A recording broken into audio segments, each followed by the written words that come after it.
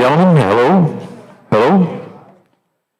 2 minutes, 2 minutes. I always wanted to say that from L.A. Laker Hall at the time. Yeah, 16 years in California, and I was watching it on TV. I made one ball game. I hated the traffic, so I didn't go back. And now I love Oklahoma City traffic, no problem. And I just came through Tulsa this morning. It's easy doing 85 to keep up with traffic. So California, I learned a lot of things. Lead foot is best. Thank you very much, ladies and gentlemen. Welcome to Pawnee Nation Roundhouse, traditional dance grounds here today. The tribe has done a beautiful job, and they've always allowed us, since we were able to do it, have our graduation ceremonies here. And many people, visitors, especially parents, really enjoy the atmosphere that comes with this. And in honesty, these dances begin with prayer and they end with prayer. So in order for us Native people, all of our indigenous Indians, I'm going to say, we're going to open with a prayer from one of the traditional leaders and on the Chiefs Council and now Cultural Division Director again for Pawnee Nation, Mr. Herb Adson. His mother, his father, more or less adopted me from my California years. And so it's always an honor to see him and bring him forward for our peoples, no matter the gathering. So at this time, I'm asking Mr. Adson, young Mr. Adson, to come forward and give us a word of prayer and bless this event for everybody.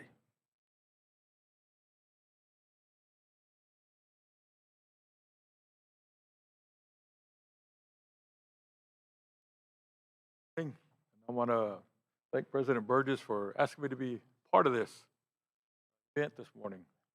I say a short prayer. Then after the prayer, I'm gonna sing one of our ancient prayer songs. In that prayer song, it's talking about our people are praying for you. That's my thought here for you. Everything goes well today. So that, if you bear with me or pray along with me, however you want to do. Tirawa, tita kitaku.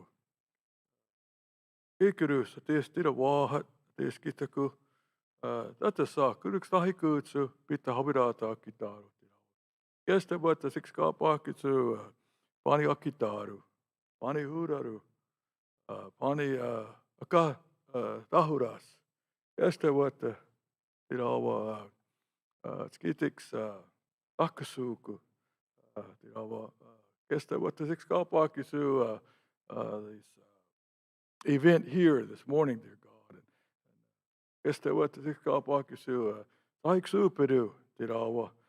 Bless us here today and what they have to do here, what they want to meet about.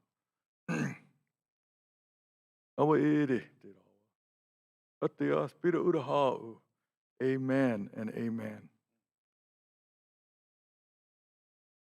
Ya ya ya ya ya ya ya ya ya ya ya ya ya. Ya ya hey hey hey hey ya hey oh hey akitaro tida ateksu tida chitu tida ya ya hey hey hey ya hey oh hey ya hey ya ya ya hey ya ya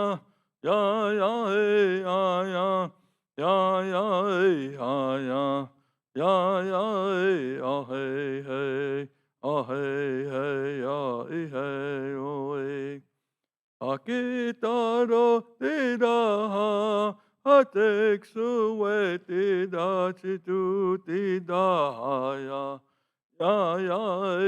hey hey hey ya hey yo.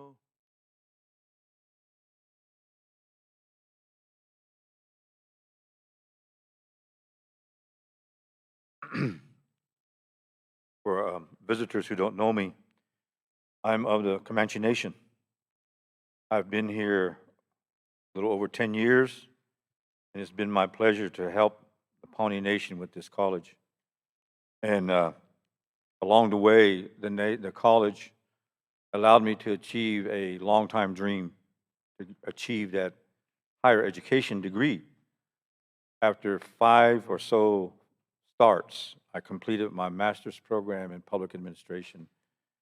And that's one of the things, a goal that I had set for myself when I left Oklahoma State in 1980. But life came about, things went in place, family, work, jobs, transitioning. So I was able to stay put. This Comanche wanderer, my band is called Noyoka, and one that moves camps often. So in English, they say wanderer.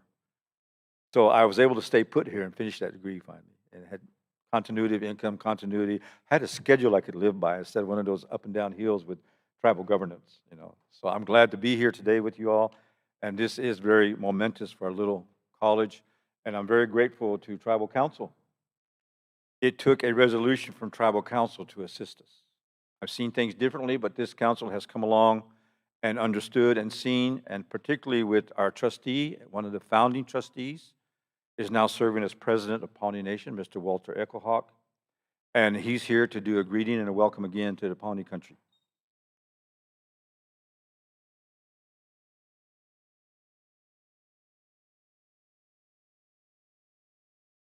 Good morning, everyone, and I'm very glad to be here on this wonderful occasion.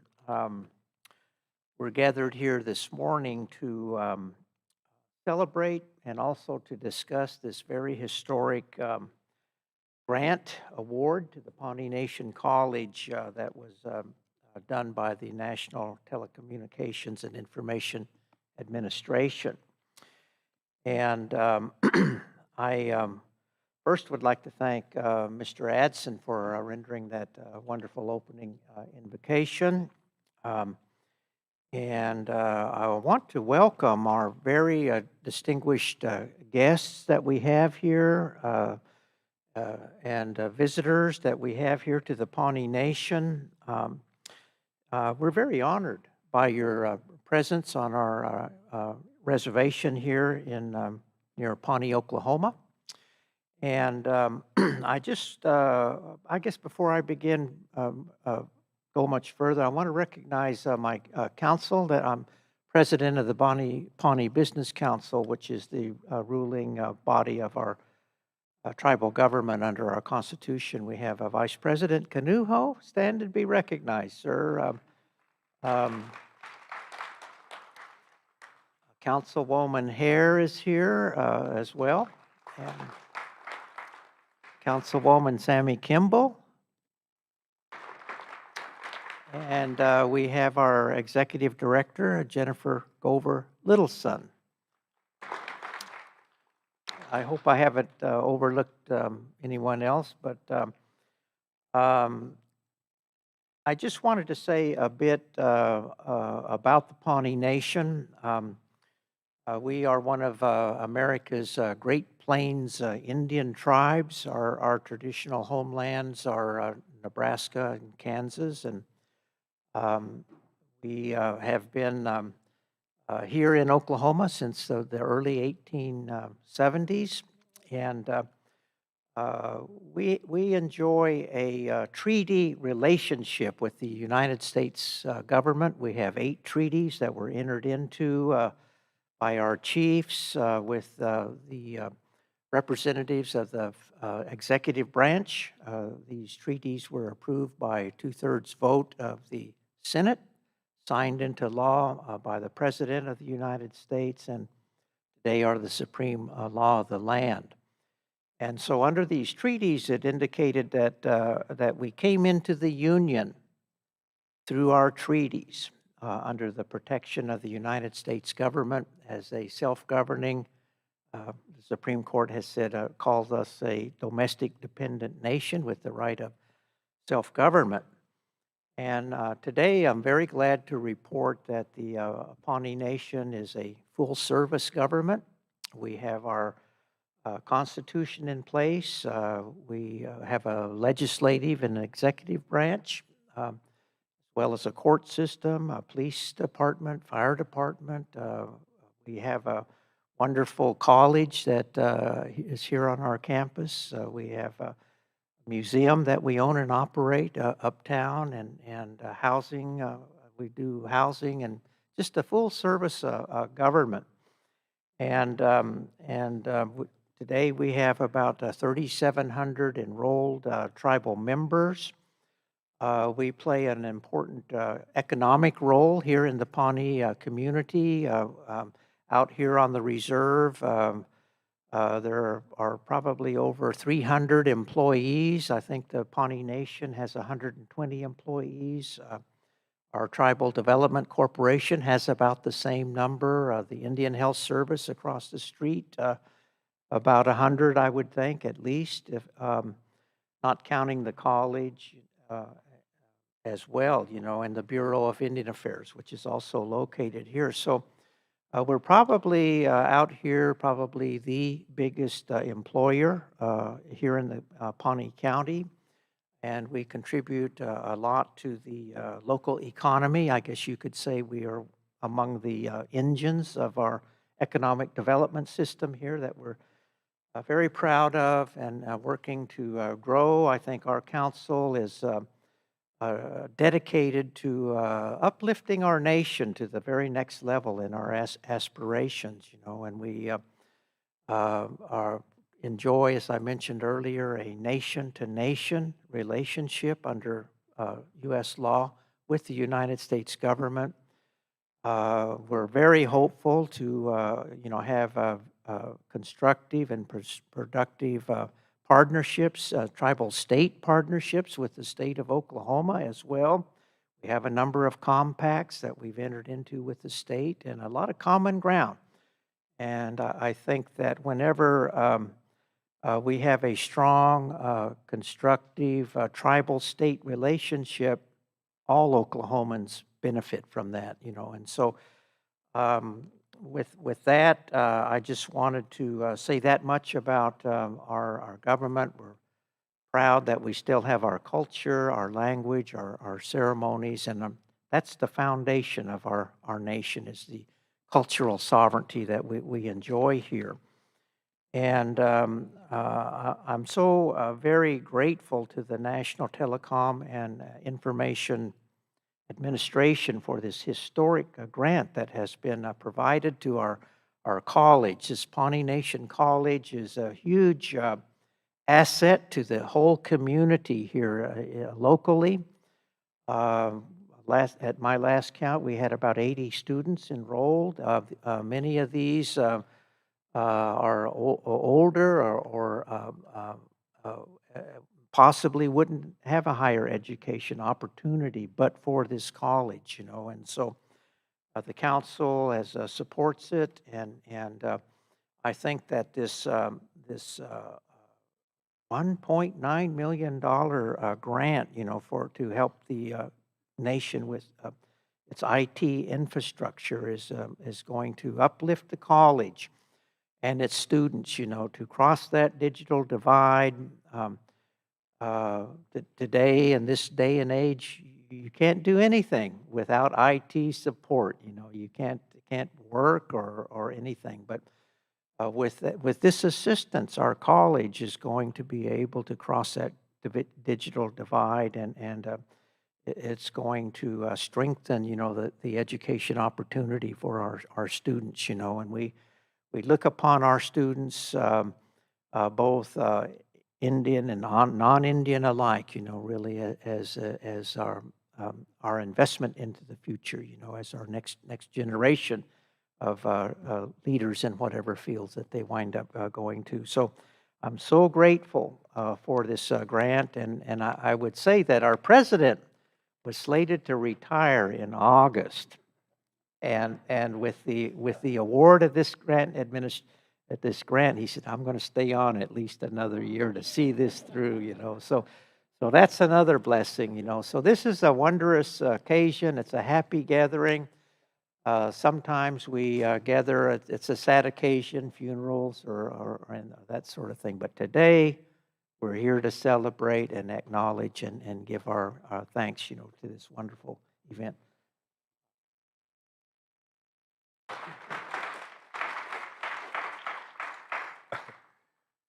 I don't know how many of you have been to a lot of Indian country events like this. If you haven't been to more than one, raise your hand.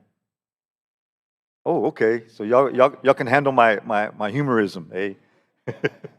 So Walter and I go way back in the college days. He's quite a bit older than me. You can tell. Just see the snow on the mountain.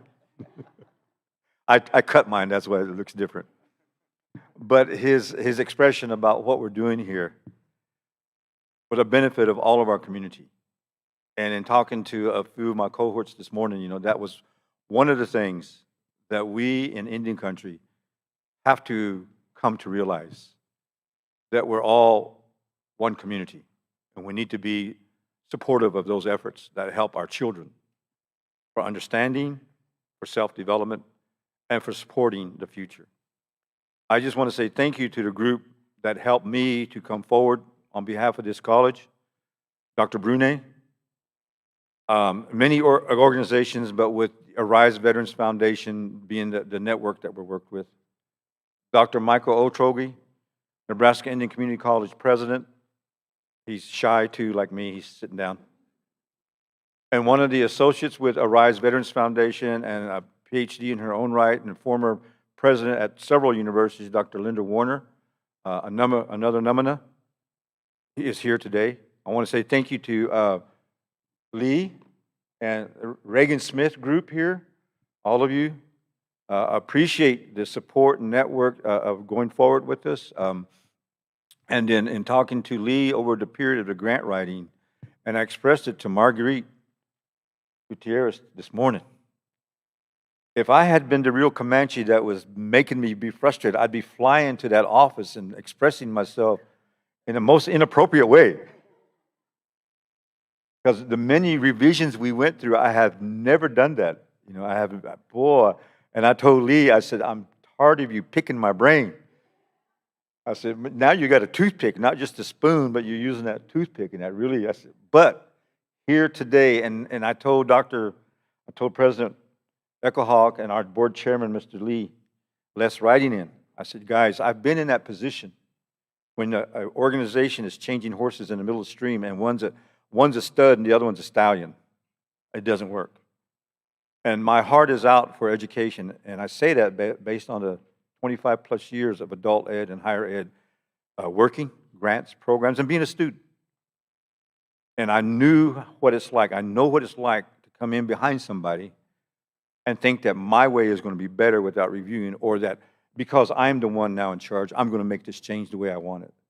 It doesn't work in the long run. I witnessed that, worked through that for various tribal governments already. And the being put in place here, I'm going to put it this way, as Nephew Herb said, there were many prayers that were said throughout my lifetime for me, from the time I was a child in the womb to even today, on behalf of this college, on behalf of my own people who did not follow through. So I'm very thankful being here today and to assist where I can and how I can with all of this. And Dr. Les writing in, I'm going to bring him up here in a minute. I'm very thankful that they understand I do not want to create a tidal wave. It's bad enough that we have winds that blow counter current, but it's good that I see this through, because Lee, thank you so much thought and process. She made me think deeper than I really thought I could go, and that's good. And that's what education is about. We want you to think. We want you to look forward to it and express how this networking within yourself and with others can bring things to fruition. So at this time, Dr. Les writing in.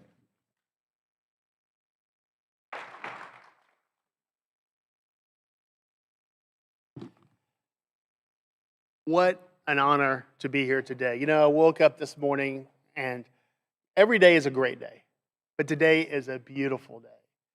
And to be here with everyone in this environment, it's amazing. It's amazing. So the thing that really resonates with me the most is how we are the only college, the tribal college, of the entities who have been or are being awarded. And so that comes with great responsibility. But, investing in a tribal college is a leap of faith. And so I certainly want to hand it to the folks who wrote the grant. and the folks who will be facilitating the grant for this upcoming year. So 10 years ago, I think it was about 10 years ago, I remember my first BOT meeting. And Michael, I believe you were there. And we had 2 members quit at that meeting. And here I am, wide-eyed. I'm like, what did I just get myself into? Don't worry, things have changed significantly since that day. Significantly. And I knew that there was going to be a better road. I knew that there was going to be, this is a calling in many ways to me. And so, as you just heard, this past year, record enrollment. We haven't seen numbers like this in a long time, if ever, for Pawnee Nation College.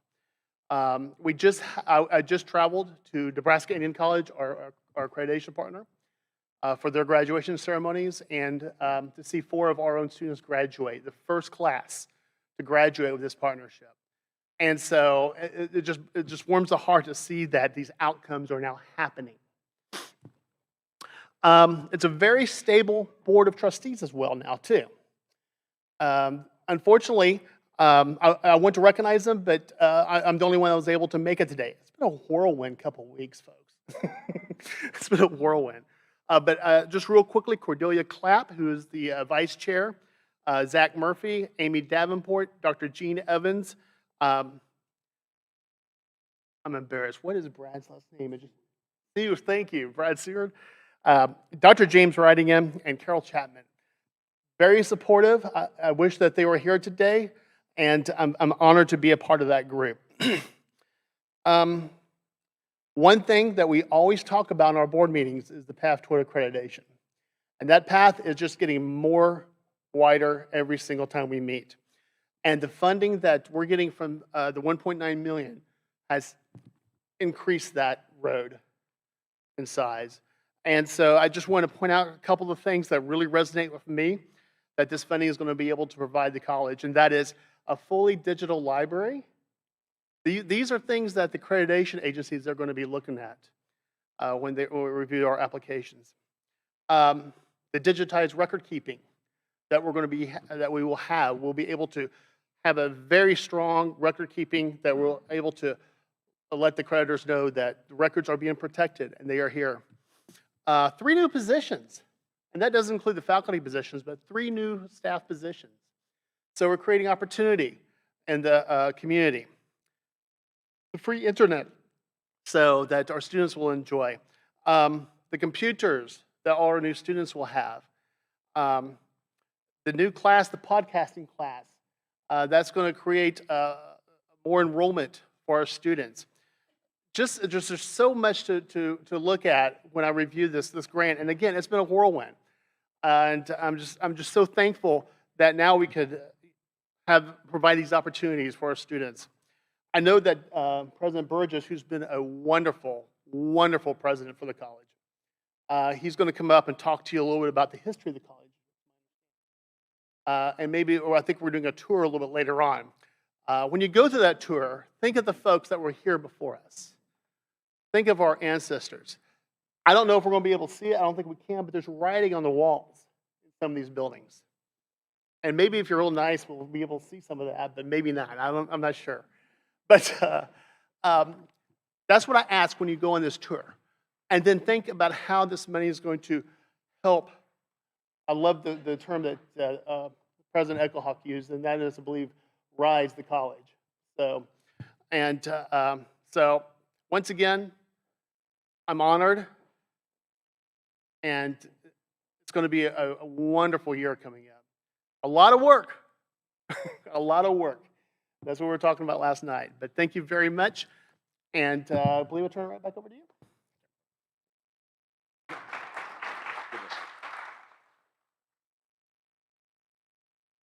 When he said a lot of work, you know, I just earned 10 more gray hairs. And I don't say that lightly, but I started thinking about all this. I said, yes, and we have changes. At one point in time, I thought it'd be a journalist. So I always liked the phrase, changing times, times changing. I'm that change, you know, I am that change. One of the things we want to say thank you to for a lot of support that we get. We have our district representatives here, Senator Hall, Representative Burns. And thank you to Alicia Cottle, mayor here of the city of Pawnee. And one of the questions Les answered is, how's this going to help our community? It's going to help everybody in the community. We encourage them to become students, but we also encourage them to become a student of life via certification programs or training. Over here, they're very quiet like us Indians, Dr. Patricia Reyes Duarte and Dr. Javier Shahada from Oklahoma State University Ag Extension, helping us with our refunded with our what we call the Pawnee O program, phase 2. It's about research and teaching more gardening techniques, and that will continue. And there, Dr. Jahara there with safety food management instruction and inspection training certifications. It's open to anybody, and it leads to jobs within the industry, food service and food safety. Dr. Jahara, am I hitting that right? Okay. So those are some of the new and upcoming things we're trying to do for community-wide, for student-based, because one of the things I'm sure that a lot of our elected officials know, they hear from their constituents all the time, the needs for roads, the needs for access to health care and medical care. Continuous. This doesn't change. The people change because we have these scenarios around the world and in our country as well that affect our economic base. And so these things, a lot of people whom we elect want to make change and help their communities. They want to see things progress. And that's what we think we have as a government here in the United States. Making progress and trying to serve the needs of the many and focusing on the short term as well as the long term. And that's one of the things we as a tribal college leadership want our tribal leadership to see and understand. That long-term development is going to be best for your great-grandchildren. And that's why in the phrase that some may have heard and not heard, that you think ahead for 7 generations. And I'm thankful that this little college here, and we have our, I'm going to say our guiding light, Cordelia, on the council, on the trustees. She always interprets this that at one time this school could have led to the death knell of our communities. In fact, now this school is leading to the growth and development of a community. And that's the thing that we have here. And coming up with this, Mr. Burke, he says, Andy? He didn't say, call me this, he said, Andy. So Andy's going to be speaking to us a little bit here. We're very thankful that he's here with us. Following him will be Mr. Adam Geisler, one of our relatives from the La Jolla Indian community in San Diego County, California. And so we have a lot in common. So I'm very thankful to a boarding school called Haskell. I've met a lot of people, a lot of families, and one young lady here from OU, Tanya Fitzpatrick. I started asking, who's this John to you? And she started smiling. She said, I think that's, I said, yeah. And then my sister Deb here with her husband, Junior, my brother-in-law, we go way back with her, the Crow Indian Nation that she's a part of. And then I also told her, I know who your mother is. I met her way back over here when I was a young guy, had a lot of black hair, had that physique, So anyway, at this time, ladies and gentlemen, I'm going to bring up Mr. Burke here to speak for us. Thank you.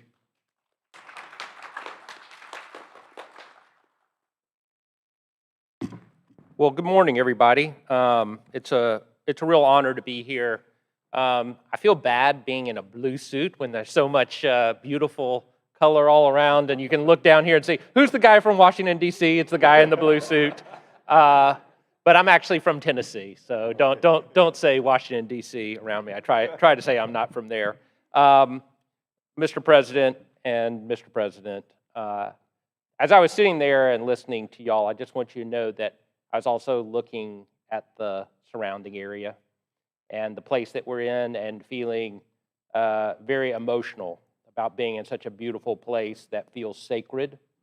And to be able to do this in this location, be part of this process is a great honor for me, both as a representative of the administration, but also personally. So thank you very much for having me here today.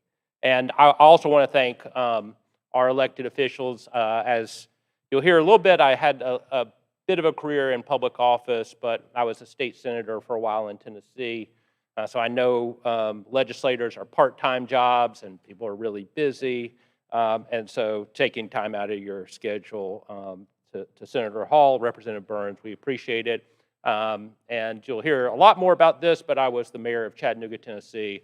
So Mayor Cottle, thank you for being here as well. That's you tend to hear about things when you go to the grocery store, the road, what's going on at the schools. So I know that that's a wonderful job. Let me start with a little story that I heard a few weeks ago. I was at the Gila River Tribe outside of Phoenix, and I heard about a woman, we're going to call her Anna, and Anna was 87 years old, and she got pretty depressed during the pandemic. She was at home all alone, and so she was an amazing sewer, not with a loom. She used needle and thread. And she decided that what she really wanted to do was to sell her creations online. So she went down to the place where you could get some skills so that she could both learn how to get on the internet and then sell some of her wares there. And again, beautiful traditional work for her people. And the reason that story was so meaningful to me is because it symbolized a lot of what's happening. First, many people feel left out of this world. And as somebody, I spend a lot of my time staring down at my phone or looking at things on my computer, and there are a lot of people who are just left out of this world and they want to participate. The second piece is we know, this is maybe the easiest thing that we know in 2022, that to get the job that you want, start the business that you need, particularly to be that single sole proprietor, you got to be able to sell stuff online. You got to have those skills. And that's what Anna wanted. And the third piece is that even aside from the world of commerce, so much of our personal life is online. To communicate with our kids or to get some kind of companionship, to Zoom with somebody or whatever it may be, you have to be able to have those skills. And 87 years old, she didn't have them. She felt left out, and that caused her to feel depressed. And giving her those skills can change her life. And so that's why I'm really proud to be part of this. I'm the special representative for broadband in the administration. I'm at the National Telecommunications and Information Administration.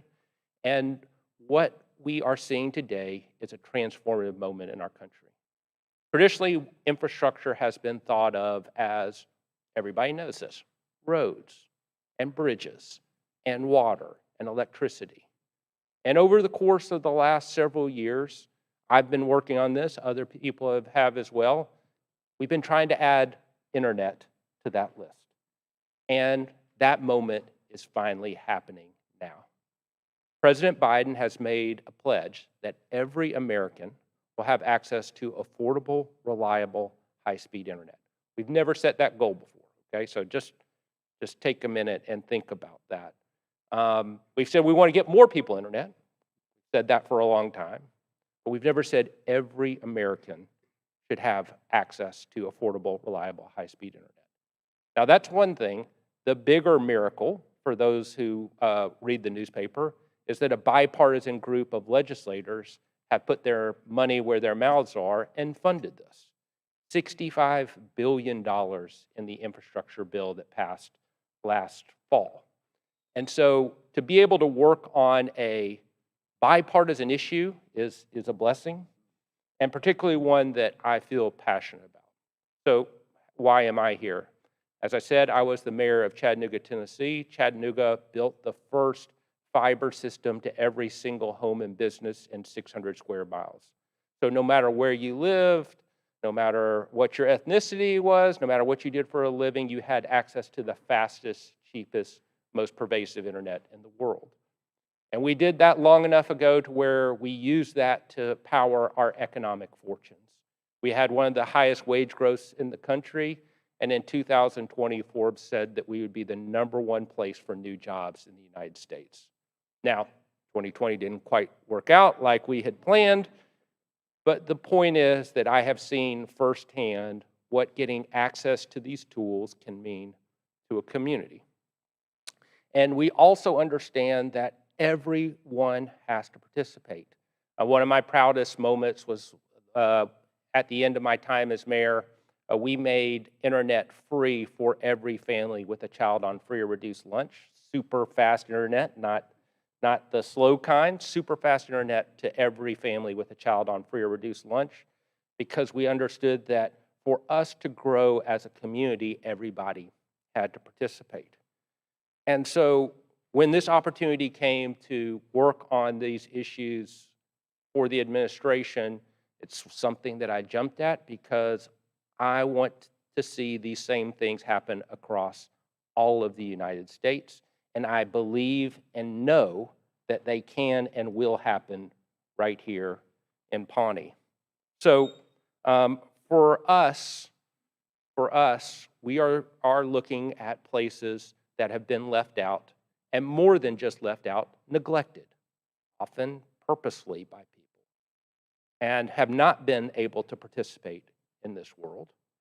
And so to get requests from you, which I know caused you a lot of heartache and a lot of pressure, there's a reason that you go through that, because today we are announcing $1.9 million to the college for your use.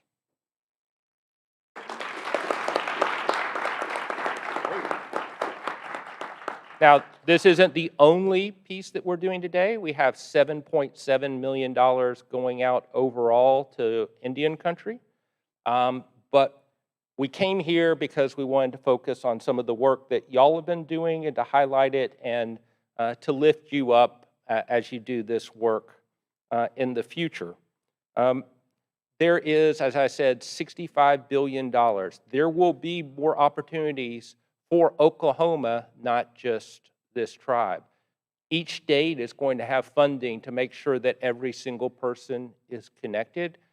We at the National Telecommunications and Information Administration will be looking to ensure that there's a plan that says no matter where you live, if it's 21 Main Street in Tulsa, you're on that list if you don't have internet today. As I was driving out here, I was looking at some of the locations and wondering what their internet situation was, and hoping to drive back here in a few years and see the difference. And this is what progress looks like when you change the goal, again, every American, and also put the funding and the work behind it. I'm going to turn it over back to you, Mr. President, and then I know you're going to turn it over to Adam. Let me just say that it's an honor to work with Adam and his team. For our tribal grants, we have an entire team only made up of tribal members. And so to have them working on this is really important. Let me end with a couple of things. So when I was mayor, one of the things I talked about all the time was making sure that people were more in control of their lives. So too many people in our country feel like somebody else has always got pressure on them and they don't have a lot of choices. One of the reasons you don't feel that way is because you don't have access to the internet. So you can't apply for the job that you want, or you can't get the entertainment that you want. You can't communicate with the people you love. And that's not right in our country. And one of the things that we know is that this tribe wants to be in control of its own destiny. You want to be in control of what happens in your future. And grants like this help make that happen. So I read up a little bit about Pawnee Nation. I know that you're identified with the wolves because of being cunning and courageous. And the only piece that I will add to that is that wolves travel in packs, and they look out for each other, and they help make sure that the entire pack thrives. I believe that that's what this grant will do. It's going to be a great moment for this college and for Pawnee Nation. Thanks so much for having us here today.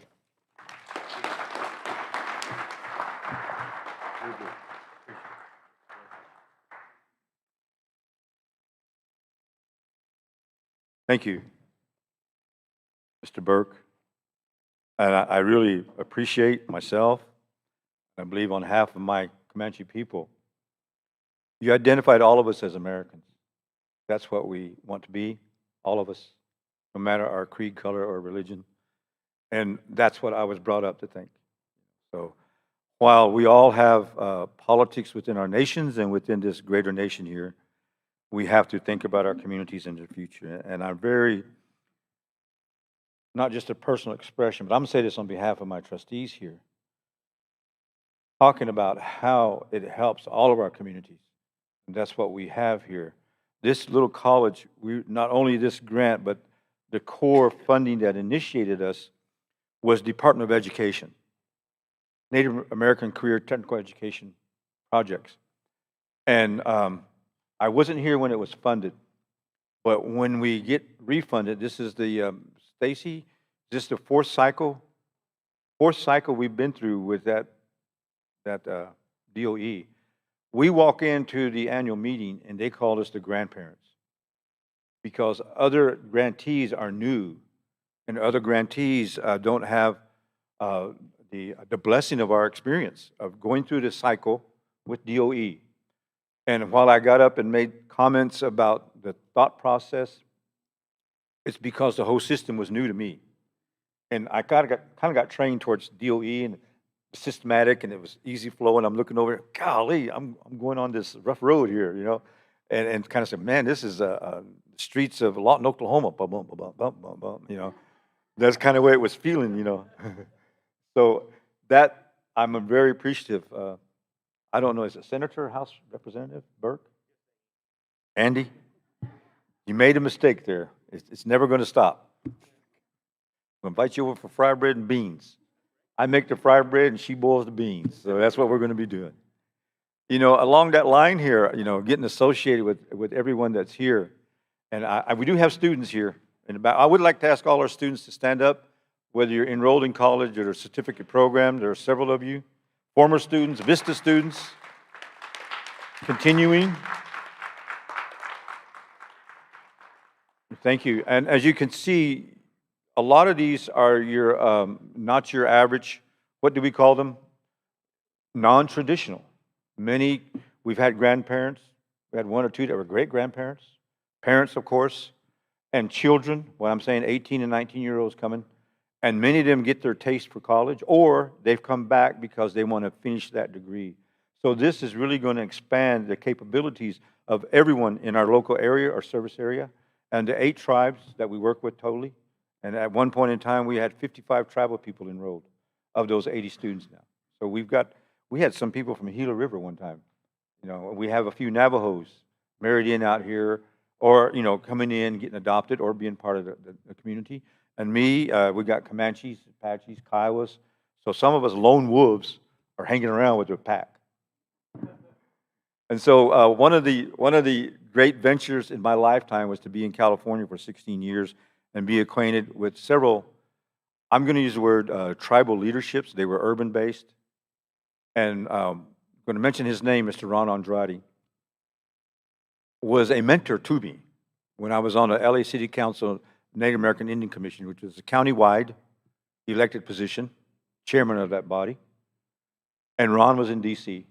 And as soon as I got elected, he called me up, Michael. He said, Mike, anything I can help with? I know the people. I'll connect you here and there. You know, and I didn't have the opportunity to meet Mr. Geisler till recently, coming from the La Jolla community down in San Diego, where I used to MC a few times. And so he's here from the Indian desk of NTIA. And I had the bad problem of getting older, so my hearing wasn't great. I was saying NCIA, you know, being an old politician. So anyway, Andy Geisler from the La Jolla Nation here with the Indian desk of National Telecommunications Information Administration. Yeah, administration. Come on up, man.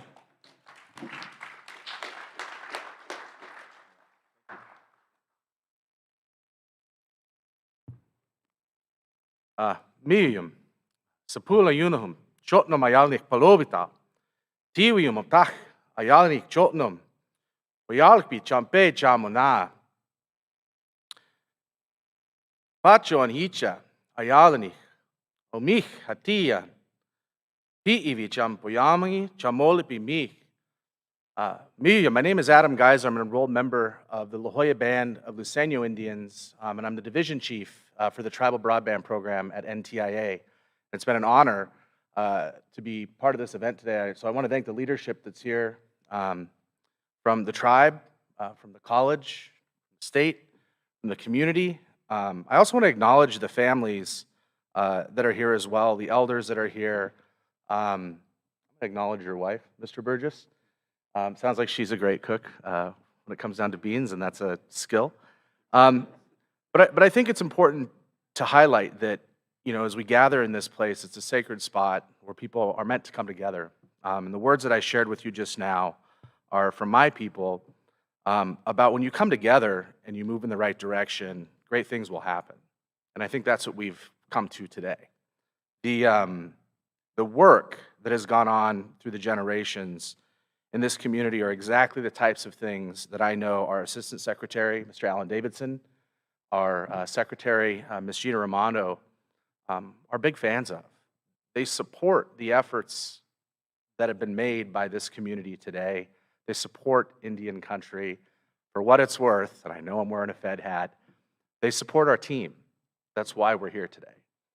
So it's a special place. I walked in and I felt the dirt on my feet. I thought about Mother Earth. I looked up and I saw the corn. I thought about, man, this is great. This is a place where we can gather to eat. Then I saw the family and the students.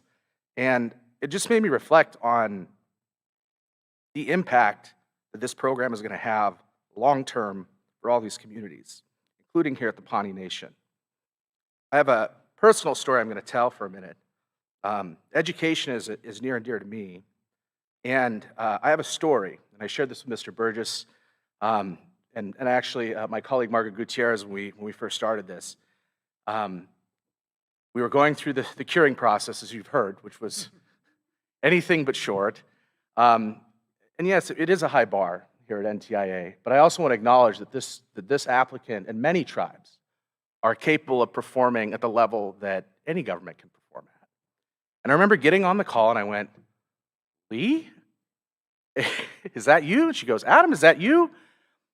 Lee, who assisted Mr. Burgess in the university in putting together this application, used to be in the education program for my tribe when I was a tribal leader. And Lee was with us through the community burning down, recovery, transportation, education. And her heart was in the right place when she came to work with us. And I just laugh at the stories of Mr. Andrade or Lee and how small Indian country is and how full circle things can come, especially in this place, so I think it's cool. What we're doing here today, what the investment that's been made in by Congress, by this administration, by the team you see in front of us, is going to be life-changing, and I think that we see that. I want to acknowledge the work that Mr. Burgess and the team that put into this application. I want to acknowledge Ms. Gutierrez, who I've had the honor of working with for over 15 years before we came to the federal government. We actually used to fight with the federal government a lot. We're still here. And, you know, she's Citizen Potawatomi. She is from here. In fact, we're going to go to the festival when we get done. And we've really made a commitment at NTIA to make sure that when we're talking about serving the communities that we intend to serve, that it's people that understand those communities, that we understand the families, that we understand the needs that are local, that we understand that those kids that couldn't do their schoolwork during the pandemic, or the parents that were struggling in telework, have a way to get things done. The opportunity that's being provided here today, yes, we're providing the funds. But the opportunity is really because of the generations of work that have gone on from the people that have supported this community and this school. And it's about building the internal capacity. I think growing up, going to school, hearing the direction of our elders, you always want to come back, right? You always want to bring your knowledge back to the community. This is the place where you're from. This is a place where you need to build those long-term capacity and capabilities. And as Mr. Burke said, this broadband thing is no longer a luxury. It's a utility, it's a requirement, it's a function for tribes in exercising their sovereignty in a digital age that we are now walking into and embracing. It's about partnerships that will be built between enterprise. It's about thinking about the economies beyond what we know today. Connectivity in this community, at this institution, at this tribe, and the jobs that will come into the future. Let me take that back. I was corrected by a very eloquent lady who told me from Arizona, the Tribal Council of Arizona, Adam, we don't do jobs, we do careers. The careers that are going to come from the industry and the connectivity that comes to this community is going to be life-changing. So I think that when we look at the opportunities that sit in front of us and we look at the investment to this community, to this school, it's about building that capacity. It's about bringing the jobs of tomorrow into the communities that still need it. We received, for the Tribal Broadband Connectivity Program, over 301 applications representing over 3/4 of Indian country, over 475 tribes that were a part of the application process. It's actually close to 80%. There was identified 180,000 unserved households in just this round of applications that do not have connectivity today. And those are the folks that knew what they wanted to do for infrastructure. So this is the start in making those investments. This is the start in bridging the digital divide in communities that, unfortunately, it was as part of the words that I shared when I opened. We're going to do this together. I don't have all the answers. Frankly, don't have all the money. And he mentioned some of the other places where there's cash too. But we can't do this without you. It's going to take a partnership. And the last thing that I will say is I look forward to looking at an internship potential into the future between NTIA and this college with the students and the assets that are going to be deployed here, hopefully in the very near future. We need more people in this space. We need more champions in this space, and this investment is going to make that. It's the seed to start that, which is appropriate given all the different types of corn we see on the wall. So with that, Nishun Lovik, my heart is good. I want to thank you, and I'll turn it back over to Mr. Burgess. Welcome.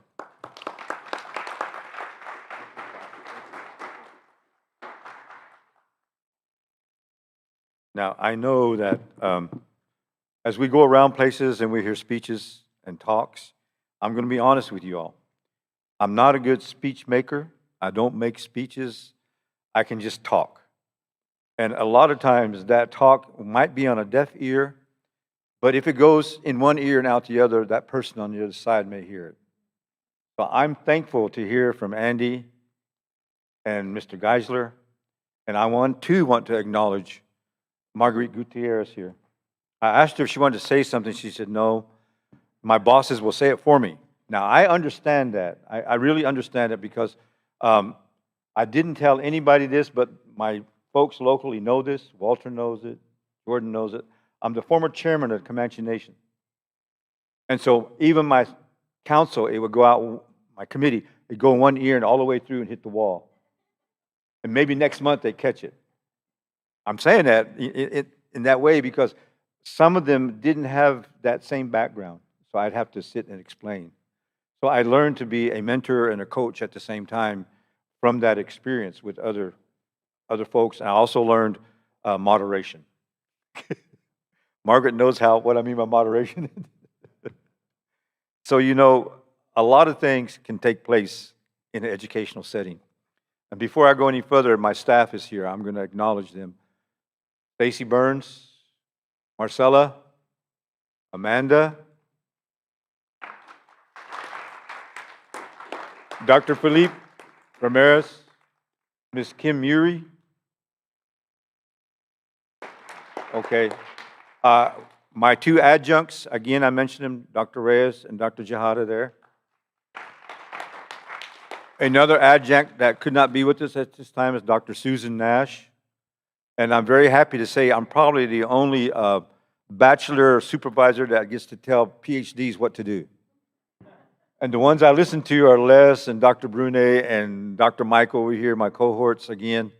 The concepts that came together. And thank you to the team at Reagan Smith. Lee, Jennifer, Alicia.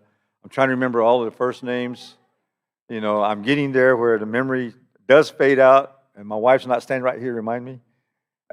Jennifer from ACO, no. Kendra from ACO, American Indian Chamber of Commerce, which our northern chapter folded, but she's out of the Oklahoma City chapter, Walter. So there's a concept there. So again, ladies and gentlemen, we have behind the scenes here, Mr. Arthur Atokany with Lone TP Productions, as well as with the Pawnee Nation Gaming Commission here, has been videotaping this. And we're going to share, Adam and Andy will be sharing this with you all. Dr. Otrogi, did you want to express yourself, please? I know that you're playing a big part in this, whether you knew it or not, because he's our accreditation partner, and we're going to be networking with him at the beginning here, and a lot of his technology is within the tribal college atmosphere. So I'm speaking for him. He said, go ahead. You know, he's like me. He's very shy, you know. And so he's got 2 babies waiting on him. He was going to fly in yesterday, but he called us up. The weather, we're glad he made it. You brought the family, right? You did? You made it. Good. He's a pilot license, so he usually flies in for our meetings, which is like a 2 or 3 hour trip and return home. So he made that 7-hour journey, half of it at night, so he didn't get to see beautiful Kansas.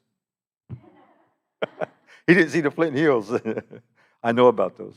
And this experience here with Pawnee Nation College, you know, I guess I have to be honest with you. It's going to be a highlight of my career. My career's not over, but it's a highlight because the achievements we're going to make on behalf of a nation that has the least economic development areas around them. And I'm not just talking about gaming, ladies and gentlemen.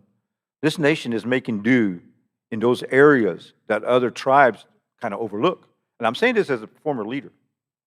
So the atmosphere we have here, this development and this networking, again, the assistance with the nation approving those programs, because it took a tribal resolution to support our application. And I'm sure there's some other tribal entities that may have applied for this.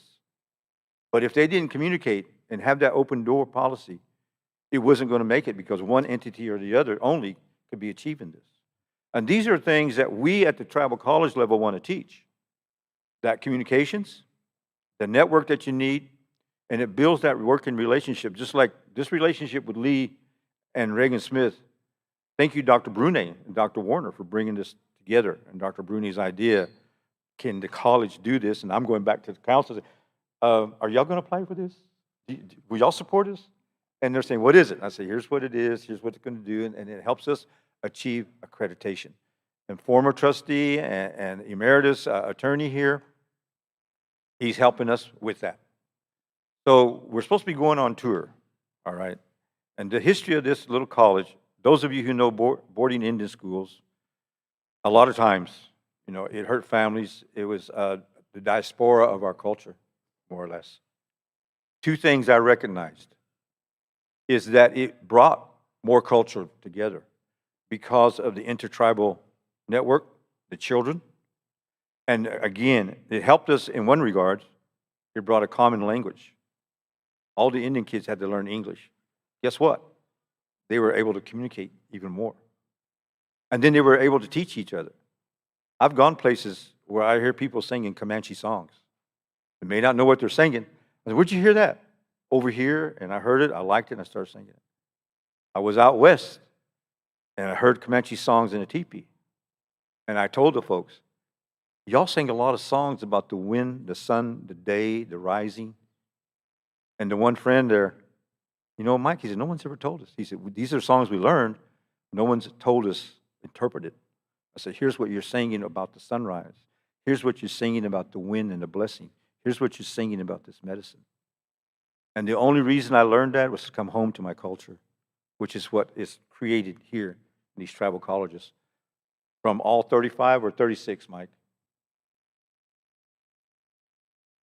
It's 35 or 36, and as soon as we get accredited, it'll be 38 or more. So with that, I think we're supposed to be going on tour. Folks, it's going to be warm. So Andy, if you want to chuck the jackets, put on a T-shirt. We might have a T-shirt over there for you. Okay. So ladies and gentlemen, those of it we're going to complete here.